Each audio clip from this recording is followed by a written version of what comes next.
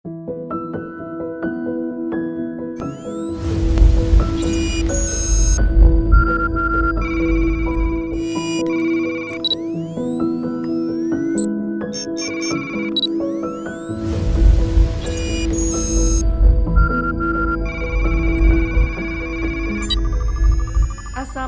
warahmatullahi wabarakatuh. Selamat siang sahabat Rumah Sakit Jantung dan Pembuluh Darah Harapan Kita. Jumpa lagi dengan kami dalam program Save Your Heart. Program ini kami sajikan untuk sahabat Rumah Sakit Jantung dan Pembuluh Darah Harapan Kita serta masyarakat Indonesia yang membutuhkan informasi dan edukasi seputar kesehatan jantung dengan topik-topik yang menarik. Program ini kami sajikan melalui kanal kami di website dan media sosial kami. Pada perjumpaan kali ini kita akan membahas dan mengupas tentang rehabilitasi kardiovaskular. Di samping saya telah hadir seorang narasumber yang ahli dalam bidang kardiovaskuler dan berprofesi sebagai seorang kardiolog yang sudah pastinya tidak asing lagi. Selamat siang Dr. Ade Meidian, SPJP. Selamat siang Santi, apa kabar? Alhamdulillah, waduh suaranya dokter kayaknya semangat nih ya. Waduh, sehat-sehat. Asal jangan disuruh nyanyi aja. Kalau saya suruh nyanyi gimana dok? Suaranya bagus soalnya nih dok. Terima kasih. Jadi kita ngobrol gimana nih? Santai aja ya dok, kita jangan serius aja. Ya. Nanti kita akan gali banyak tentang apa sih rehabilitasi kardiovaskular itu. Ya. Jadi kami ada beberapa pertanyaan nih dok ya, tentang rehabilitasi kardiovaskuler ya dok ya. Tapi sebelumnya seberapa penting sih dok rehabilitasi kardiovaskuler pada pasien dengan sakit jantung? Iya, betul Santi. Jadi kenapa sih rehabilitasi kardiovaskular itu sangat penting? Kita tahu bahwa pembunuh nomor 1 ya, baik di Indonesia maupun di dunia itu adalah penyakit kardiovaskular. Mungkin sekitar 37%, ya kalau nggak salah angkanya 37-35%. Apa yang terjadi? Jadi pasien-pasien kita misalnya pasca serangan jantung, pasca operasi jantung, terus kemudian pasca pasang ring misalnya, mereka harus melakukan yang disebut dengan secondary prevention. Ya, salah satunya dengan apa? Namanya cardiac rehabilitasi. Nah, apa yang kita mau sebetulnya?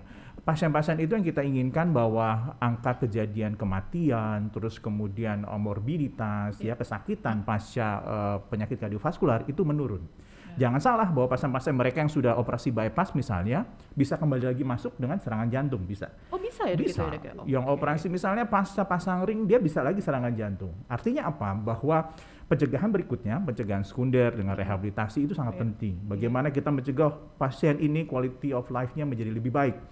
Oleh karena itu dibutuhkan disebut dengan rehabilitasi kardiovaskular. Apa yang kita lakukan di situ?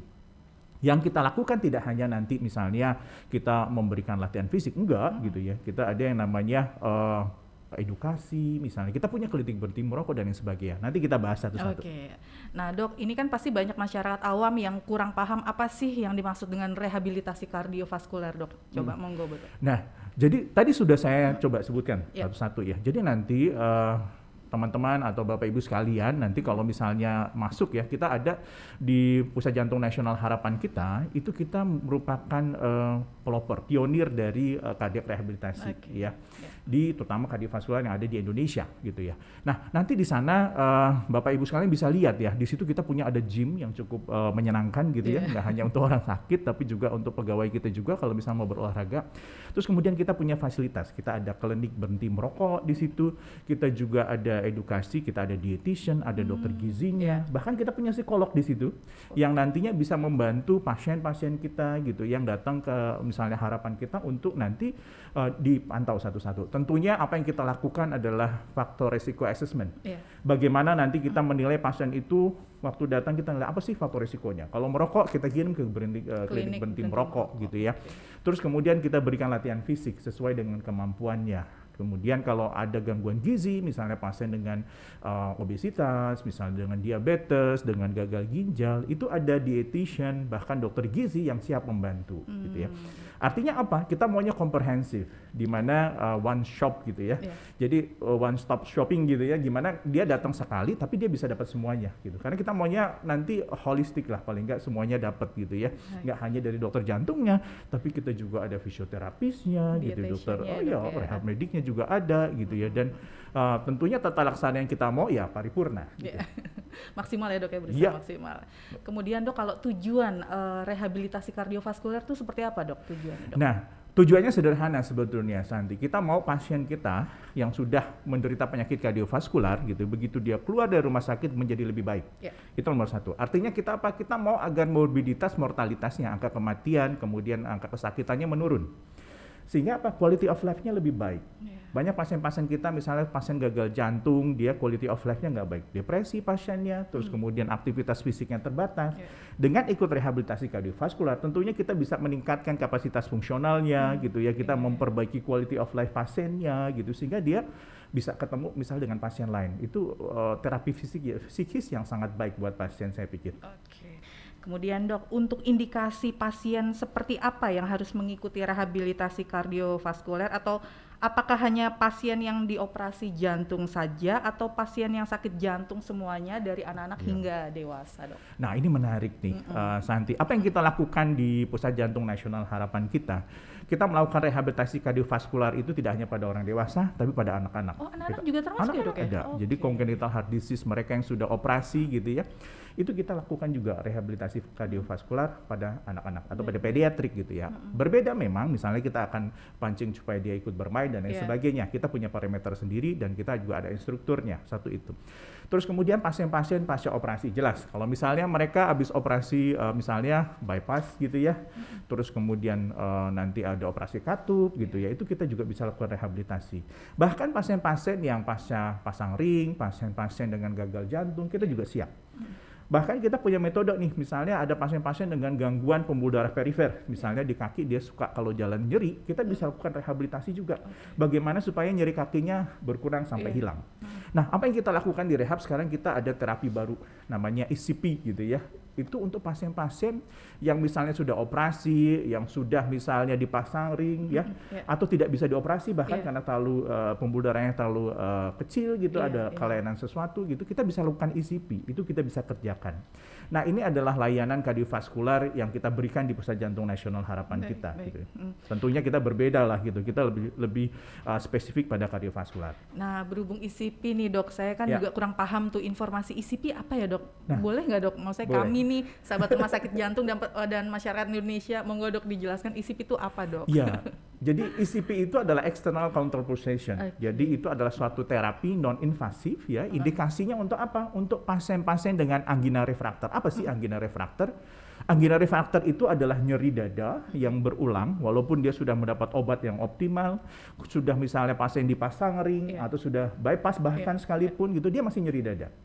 Pasien ini ibaratnya dia no choice lagi, nggak bisa dipapain, cuma optimal medikamentosa. Jadi kita bisa berikan terapi ECP ini nanti dipasang kayak manset, kayak alat tensi gitu ya, di betis, kemudian paha dan bokong, terus kemudian dia akan memompa gitu ya.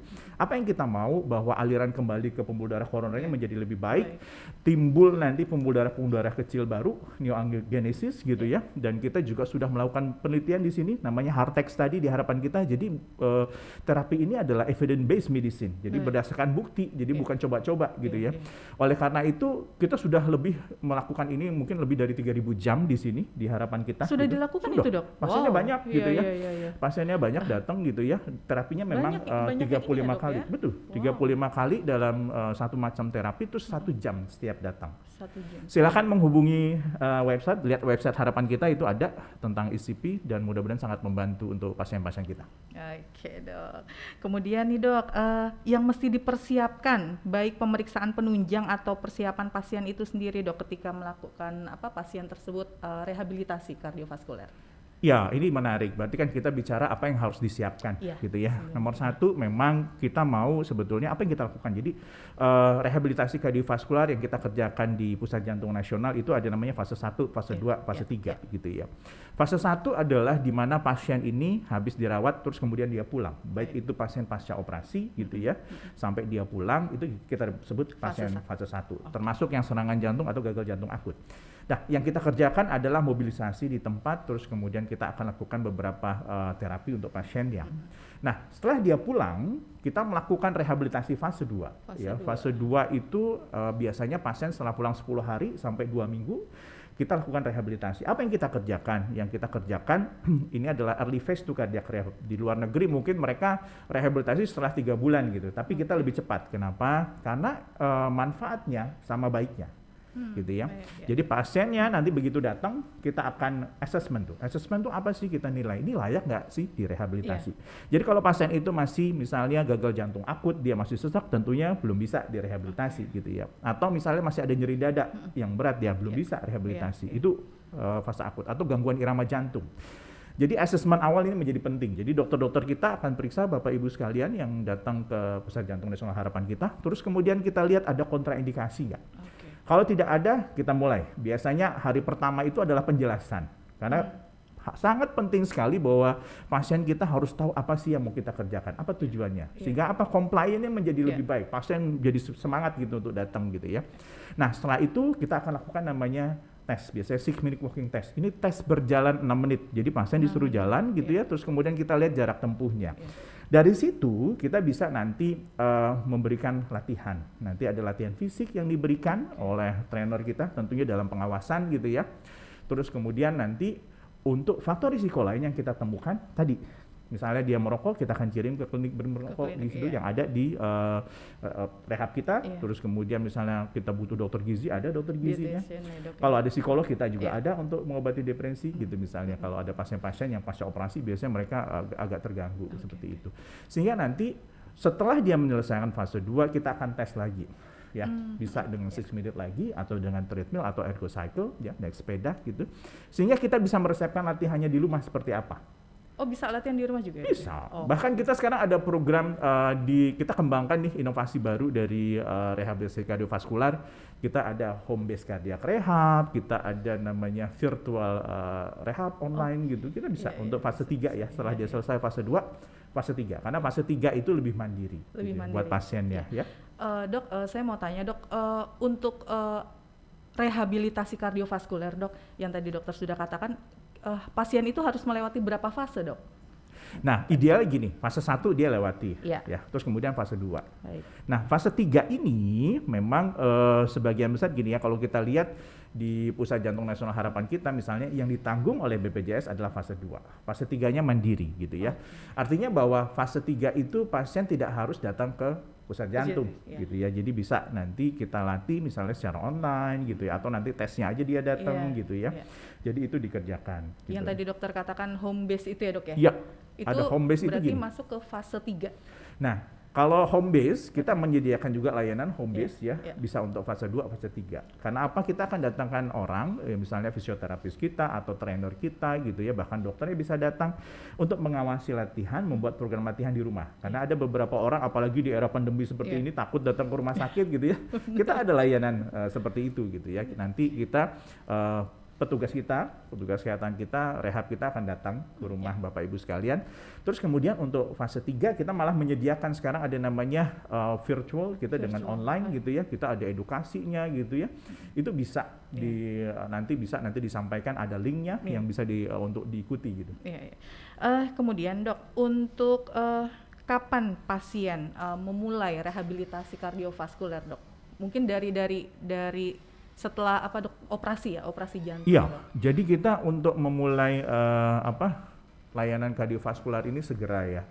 Jadi tadi untuk fase 1 bahkan dia habis operasi kita langsung lakukan rehab fase 1 gitu. Itu jaraknya berapa lama dok setelah tindakannya? Nah, tindakan. Jadi biasanya pasien itu kan begitu operasi dia dimasuk ke ICU itu sudah mulai ada nih nanti fisioterapis kita gitu ya. Kita ada dokter rehab medik kita di sana gitu ya. Terus kemudian nanti setelah itu biasanya mulai mobilisasi. Jadi secepatnya nih, apalagi kan kita banyak metode ya bagaimana dia melakukan respiratory training, mobilisasi di sekitar tempat tidur gitu ya. Nah, begitu dia pulang, dia akan kita sarankan langsung masuk ke rehab fase 2. Itu biasanya rata-rata 10 sampai 14 hari gitu ya yang kita kerjakan di sini gitu. Kemudian dok, bagaimana menentukan program rehabilitasi kardiovaskuler? Apakah berdasarkan diagnosa penyakitnya atau seperti apa dok? Ya, program rehabilitasi kardiovaskular ini tentunya kita pakai tailor-made, artinya bahwa tiap orang akan berbeda gitu ya. Pada dasarnya kita lihat dari diagnosisnya apa nih, akan berbeda antara rehabilitasi kardiovaskular, misalnya pasien gagal jantung atau post-op bypass ataupun katup gitu dengan misalnya penyakit perifer, pembuluh darah perifer gitu ya. Nah, contohnya gini, nanti program itu akan macam-macam. ya, dari penyakitnya, kemampuan pasiennya juga. Kita tidak bisa samaratakan antara satu pasien dengan yang lain. Contohnya latihan fisik gitu ya. Latihan fisik itu akan sangat berbeda gitu ya antara satu pasien dengan yang lain. Makanya kita lakukan namanya exercise test. Agar apa? Exercise prescription yang kita berikan, persiapan latihan itu menjadi lebih tepat untuk masing-masing pasien. Baik. Oke, ini penjelasannya lebih lengkap nih ya, supaya sahabat rumah sakit jantung dan pembuluh darah harapan kita serta masyarakat Indonesia aware dan paham. Oh, ini apa yang dimaksud dengan rehabilitasi kardiovaskuler gitu. Dok, ini kita sampai terakhir nih. Monggo Dok untuk closing statement-nya. Ya, baik. Terima kasih Santi. Jadi saya ingin katakan bahwa rehabilitasi kardiovaskular ini sangat penting, terutama untuk pasien-pasien kardiovaskular yang ada ya. Kenapa? Karena dengan rehabilitasi kardiovaskular kita bisa menurunkan angka kematian, kita bisa menurunkan angka kesakitan. Gimana caranya supaya nanti Bapak Ibu nggak masuk lagi ke rumah sakit serangan jantung lagi atau gagal jantung lagi akut gitu ya. Itu yang kita kerjakan. Sehingga apa? Sehingga nanti kita sangat welcome gitu ya, menerima misalnya Bapak Ibu sekalian silakan konsultasi by phone gitu dengan telepon maupun langsung datang ke Pusat Jantung Nasional Harapan kita untuk mendapat layanan ini. Saya yakin nanti manfaatnya sangat besar. Terima kasih. Wah, luar biasa penjelasannya. Dok, terima kasih untuk kehadiran, jawaban, kemudian penjelasan yang sangat-sangat lengkap buat kami ya, sahabat rumah sakit jantung dan pembuluh darah harapan kita serta masyarakat Indonesia. Semoga penjelasan ini bermanfaat untuk kita semuanya. Kami sampaikan juga terima kasih untuk direksi kami Rumah Sakit Jantung dan Pembuluh Darah Harapan Kita serta unit PKRS dan IPPU yang sudah bekerja sama, dan terutama kepada dokter kami nih, kardiolog Dr. Ade Median SPJP yang telah berkenan hadir memberikan waktunya, memberikan penjelasan yang amat sangat luar biasa. Sampai berjumpa dengan topik-topik yang menarik lainnya. Wassalamualaikum warahmatullahi wabarakatuh.